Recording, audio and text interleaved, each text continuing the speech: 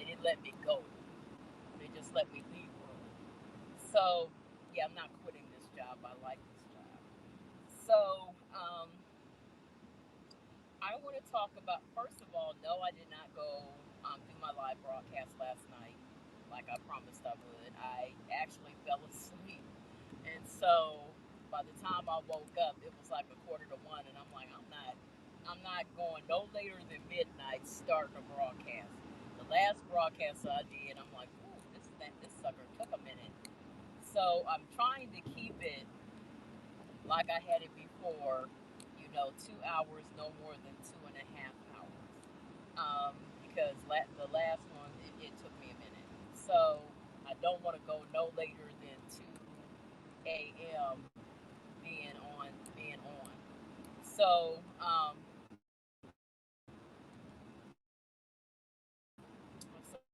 so that's the first order of business. And yes, it's still going to be shared with Sarah Dash and Melvin Van Peebles.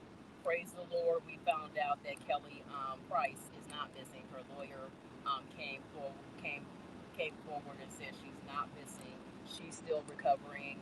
She was diagnosed with COVID, which I didn't hear anything about that. I do follow her account.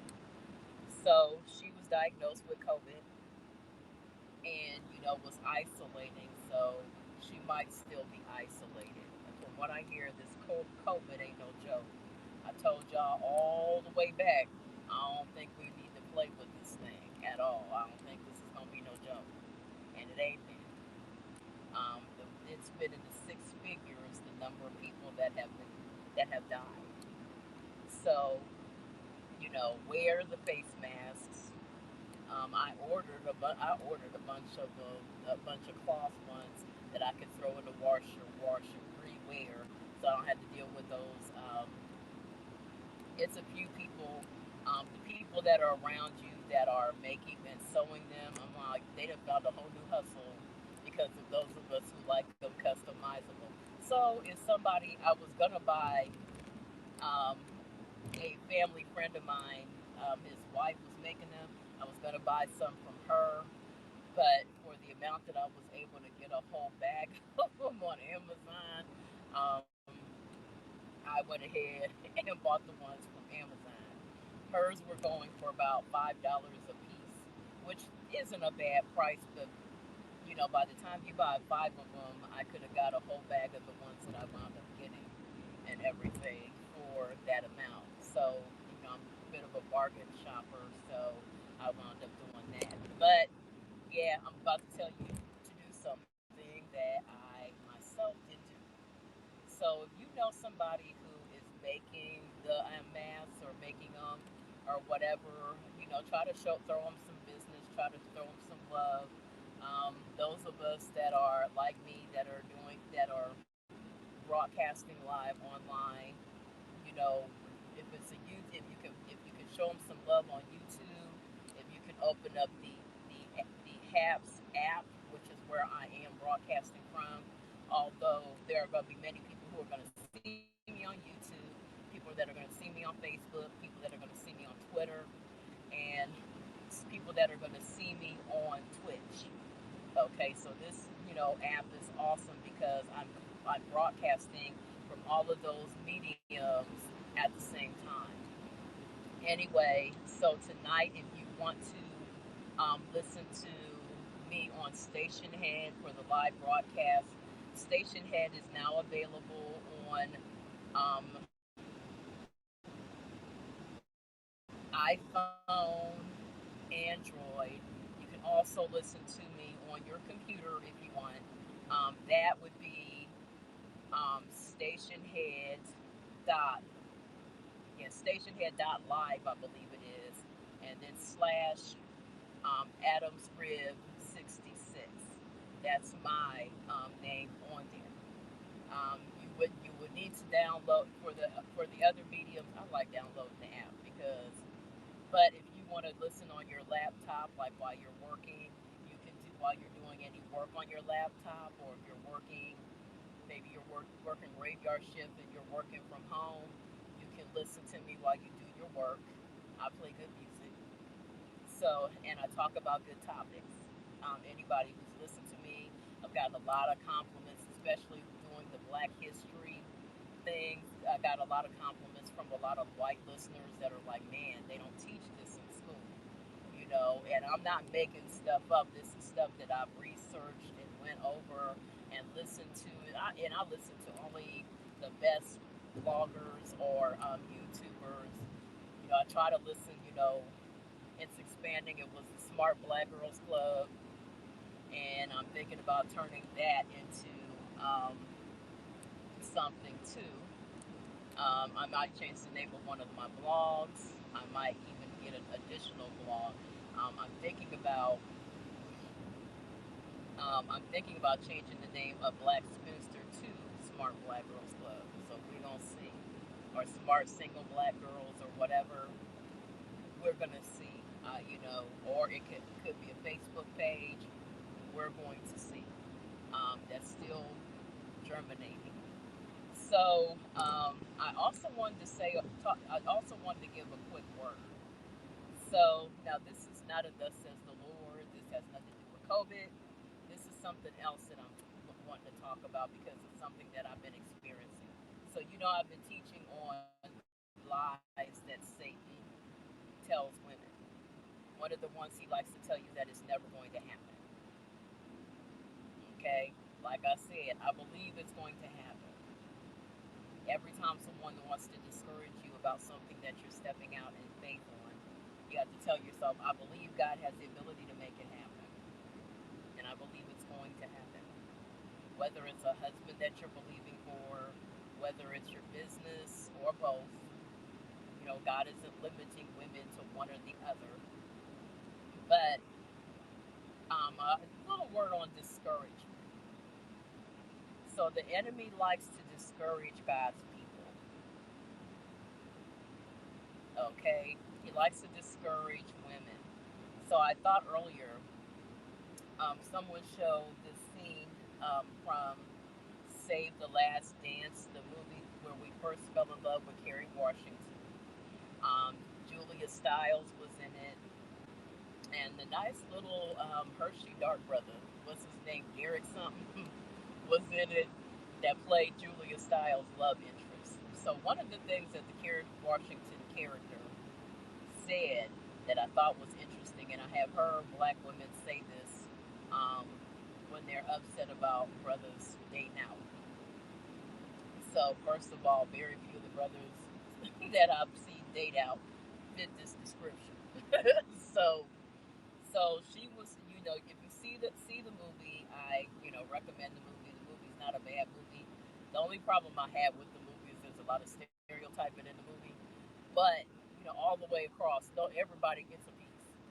So she says to Julia Stiles, he's one of the few black men that we have in our community, and here you are. So while I kind of understand the sentiment, the problem with the sentiment is that it says all black men ain't shit. Okay, which is not true about all black men. I still try to hold out hope that there's some good ones out there, and that I'm gonna marry one. So my mantra is good black men exist, and that I'm going to marry one. Now, so where would the discouragement with that lie? Telling you that there's a shortage. Now, I remember the whole shortage message back in the 80s when it was aimed at a lot of white women, and black women were kind of being aimed too. And I had just got saved at the time, and I was like, I know that mess ain't nothing but the devil. That's a mess that's trying to get you to be okay with being a side piece, and get you to settle for a piece of man, because after all, a piece of man is better than no man at all. Ha! The devil is a liar. Okay? It's trying to trick you into being okay being a side piece, being okay getting into all type of derogatory behavior to have a man, get you to fight over a man, or get you to get into a whole lot of foolishness over a man. It also can keep you in a relationship longer than you should be, because oh my God, I remember when I was following Finding Morris, which was a single site for Christians. The founder is now deceased. And one of the things he was kind of laughing at because he said, some of y'all act like you're never going to run into another saved, saved, red-blooded, hot-blooded, a man, manly man again in life. Okay? Now, like I said before, and you would have to see the movie to understand this was a young man that had a lot of promise on his life, studying to be a doctor, getting good grades in school, doing, what he's supposed to be doing. Okay? Now, if you have listened to Cynthia G and listened to some of these other women who put a little bit of balance on that picture, first of all, and you have to think organically. So, in this movie, this is a relationship that's developing organically. He's spending a lot of time around this young lady, and they're developing feelings for each other. Now, for I don't know if dude has a preference in real life or not. I'm not giving up on anything. Okay, not one thing that I'm believing for am I giving up on. I was just like,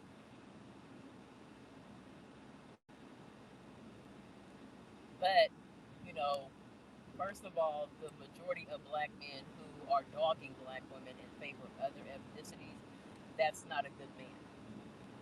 Because a good man doesn't go out of his way to make you feel like trash, especially when you're a treasure. I'm gonna have to go back to something that I kept saying before. The white woman is not your competition. Other black women are not your competition. Okay? The skinny girl, not your competition. The mixed girl, not your competition. That doesn't mean you go get along with everybody or like everybody. But what it's saying is men know when they want you. Okay? So feeling like stop letting brothers get inside your head and go, well, white girls is winning, or white girls has now got a booty, so they winning. First of all, ain't no real man gonna sit over here and say that to you. Okay, that ain't nothing but the devil trying to discourage you. I was listening to someone this morning and they talked about you need to give black men some competition. Why?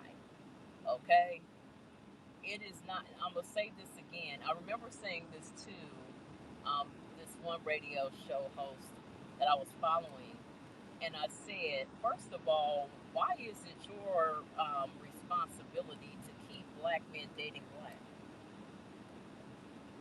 Whatever mental health issues that are causing brothers to go out here and declare other women better than black women, like, please, okay, especially since you don't treat the other women that you're dating any better than you treated black women. Okay, let right have been you have been a colossal jerk. And the problem with black women that when you got with other women, you would act better when you got with those women. You would act better. You would do better. You would achieve more. Every time I'm with a man that makes me want to do more, I do more. I can tell when I'm with somebody that is making me want to aspire to do more because I start to want to do more.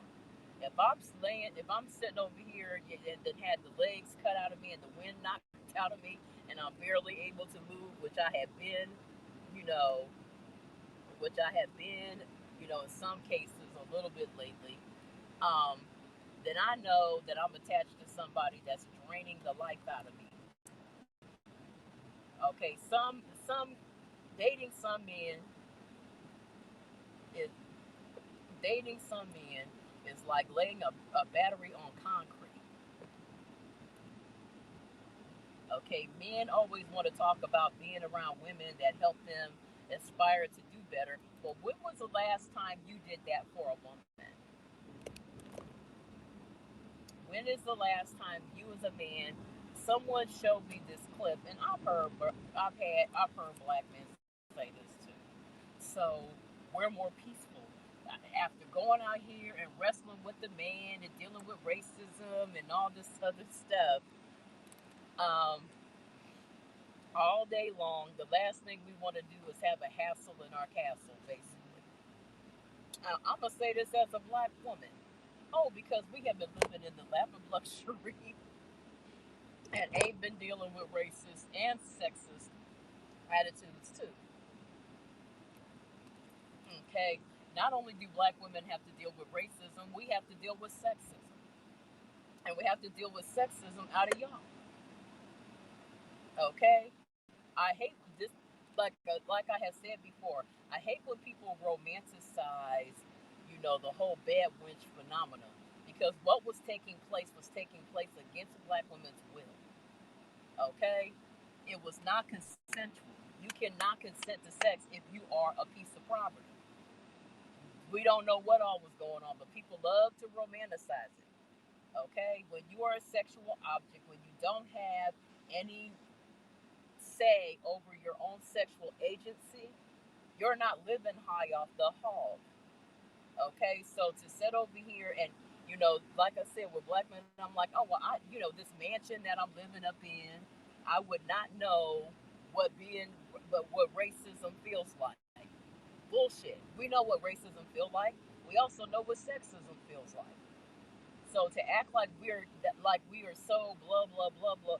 One thing, all of my uncles were married to most of the majority of black men in my family were married to black women.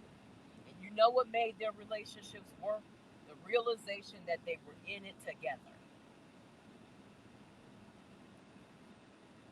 And the bad thing is to hear a black man talk about us being a source of stress and all this other stuff when all I see is black men stressing black women out on a continual basis or bringing situations into black women's lives that keep them stressed out.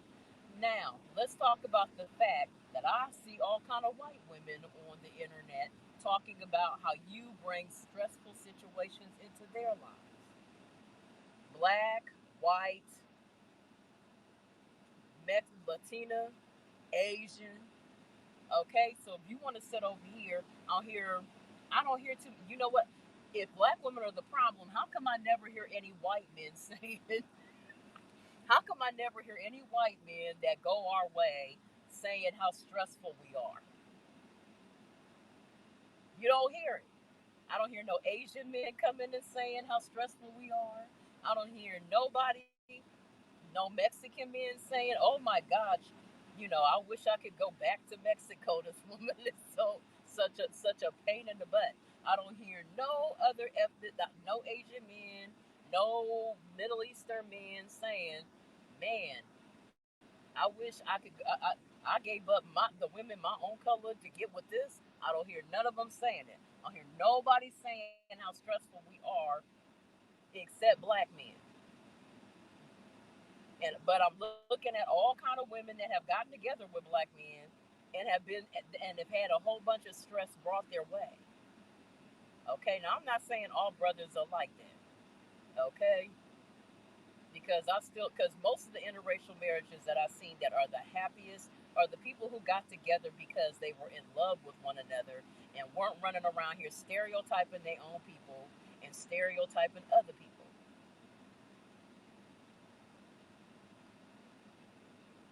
So, that's something to remember. Don't badmouth the women of your own ethnicity because you look foolish. Okay? Anyway, back to discouragement because that's what I was, aiming to talk about. So that's part of discouragement. If you turn around and you say all that stuff, you're being discouraging. Now, granted, when you're seeing all this, so as a black woman, how do you overcome that? First of all, you have to remember that the earth belongs to God and the fullness thereof. There ain't gonna never be no shortage of men as long as there ain't but one you. There's only one you. There are billions of men in the world, only one you. Like I tell people, as long as I'm alive on this earth, Ain't gonna be no shortage of men because there's only one internet compared to billions of men out here. Only one me. So why should I have to fight tooth and nail when there's other men out here? All kind of fine men, all kind of colors. Okay, all income levels. Okay, so and whatever color they are, whatever income level they are, do not let them stress you out, no matter who they are. Like I said, I see more men stressing women out than I see women stressing men out. Okay, we're kind of taught from birth not to be stressful or how to make things more relaxing for our man. We're taught from birth. Unfortunately, not very many men have gotten that memo. Okay, so anyway, I'm almost to where I'm going and everything, but I'm trying to think. It was a couple of scriptures that I wanted to leave you with. Um, I will give them tonight because I will be on the air at midnight. That's why I put the one little thing up saying at midnight I'm going to honor my word and be on at midnight. Okay, and then from then on in, whatever I decide to broadcast live is going to be Friday night. Friday night is just a funner night for me to do the broadcast because it's fresh into the weekend. By the time I do whatever I'm gonna do on Saturday night, everybody done went to the movies, handled a whole bunch of business and everything, and it's really not as fun. I feel more unified when I do it on Friday night, so it'll be on Friday night. Anyway, I will talk to you guys tonight. Um, have a good one.